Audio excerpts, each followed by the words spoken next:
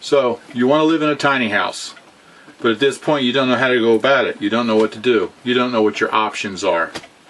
Well, I'm Bill, and I live in a tiny house. And this is the living room of our tiny house. If you'd like to see a complete tour of the house that we live in, I'll put a link for you right up here so you can see it. I want to take the next few minutes to talk to you about the different options that you would have to move into a tiny house. The truth is there are as many different options as there are the imagination of people who are doing this. But as my wife and I were looking into doing this, we started doing a lot of research online, and I basically identified 6 different types of tiny houses that people move into. The first one is what I like to think of as a traditional tiny house. Now, the tiny house movement hasn't been around long enough to really have any traditions. I just kind of think of it that way in my own mind because that was the first one that I was introduced to. Basically, someone designs a tiny house to be just exactly what they want, designed as a tiny house, and they build it themselves, or they have someone build it for them. It's usually built on a trailer, on wheels. That way they don't have to worry about building codes. They can just do whatever they want when they build it. Some of these that I've seen online on YouTube are just absolutely beautiful. Most of them have cathedral ceilings, and they have a sleeping loft up above. Just really beautiful work. Most of them that anyone who has said anything about the cost usually talks about somewhere between $20,000 and $30,000 to build one of these new. Now, when you compare that to the cost of a big house, of course, that's just pennies on the dollar. But there is a much cheaper, inexpensive way to live in a tiny house. And that brings us to the second type of tiny house, which is just basically an RV trailer. There's a lot of advantages to this because you can get them considerably cheaper. Of course, if you buy a new one, you're going to pay the same or more from a traditional tiny house. But you can find them used because they're all over the place. And you can easily find one for $5,000. And if you look around and you take your time and you shop, you can find one in good shape for, I've seen them as inexpensive as $2,500. Now, some of them may need a little bit of extra care, renovation, painting, that sort of thing. But it really is a much cheaper option. That's actually what we did. I didn't go out and buy a trailer to renovate. I went out and bought a piece of property, and on that property was a 32-foot RV trailer that was just this old thing. It's a 1977, and originally I was going to tear it down and put something else on there.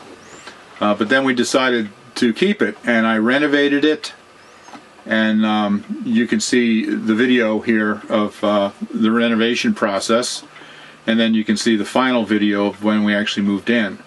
But we renovated it, and now we're living in it, and for us it was a much cheaper, a much more viable option than building a traditional tiny house from scratch. Now, the third type of tiny house that you can do is to basically renovate a shed or build a permanent type dwelling with regular foundation. I've seen a number of these online on YouTube where people have done that, and they just come out really nice, really beautiful. I've seen them built, to look like a miniature Hansel and Gretel house or something like that, with a really nice covered porch in the front and all that kind of stuff. It really comes out nice. Now, the first 3 that I just talked about, the traditional tiny house, the RV trailer, and a shed or a permanent building, it's relatively easy to get the building or the house. The difficulty is in zoning. It's very difficult to find a legal place to put up one of those houses. It seems that most counties or townships have zoning laws against any kind of trailers. Usually if they do allow a trailer, it's only in an established mobile home park. And then if you go to the mobile home park, you find out that they have minimum square footage requirements that is about 3 times the size of the tiny house that you want to build or buy. It's just sort of ironic to me that right now in the media, you know, everybody's pushing being green, reducing your carbon footprint, global warming and all that stuff. Well, first of all, I don't believe for a second that global warming is caused by man.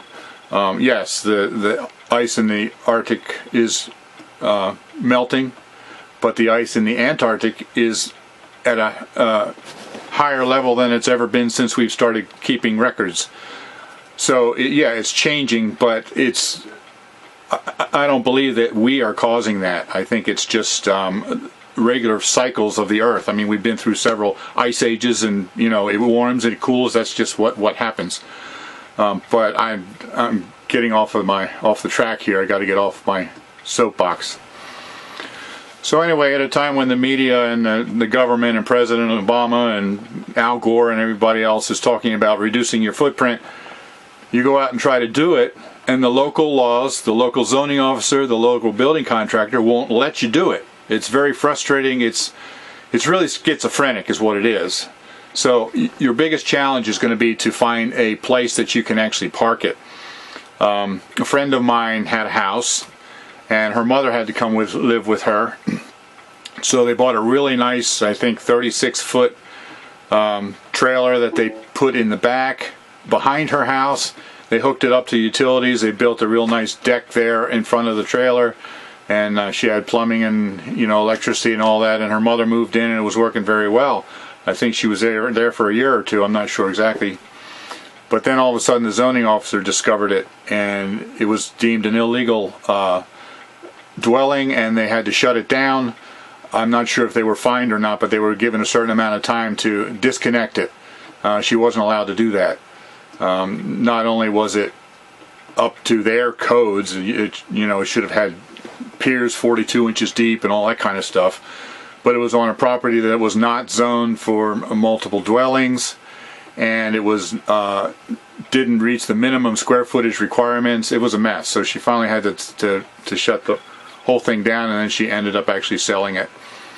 So we are very fortunate where we're at, because we found a piece of property that's in a small development that used to be a campground, and the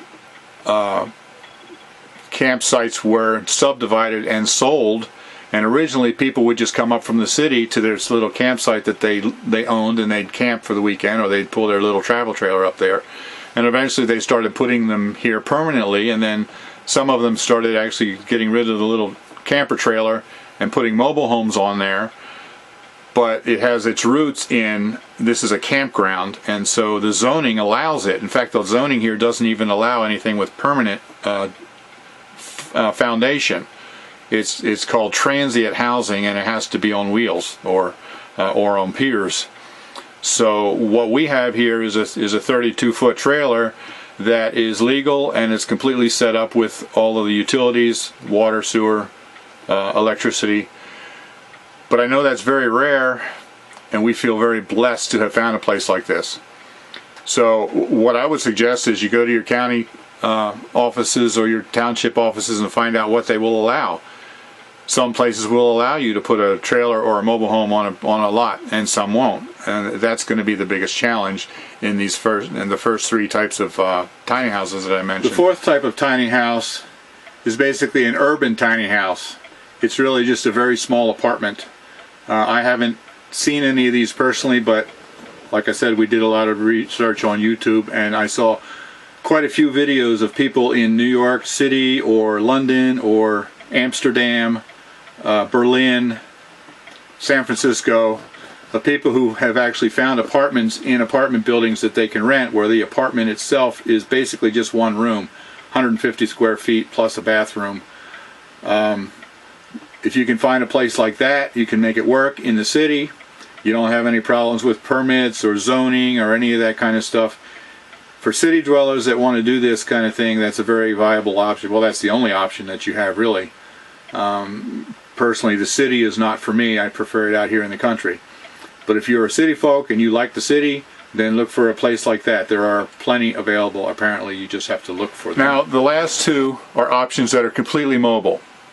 The first one is to actually live in an RV, like a motorhome or a camper van. There are actually tens of thousands of people across the country who are living full-time in camper vans. How does that work? Well, I haven't done that, so I'm not sure, but if you go onto YouTube and search living in a camper van or full-time camper van or living in an RV, you'll see all kinds of videos of people who are doing it.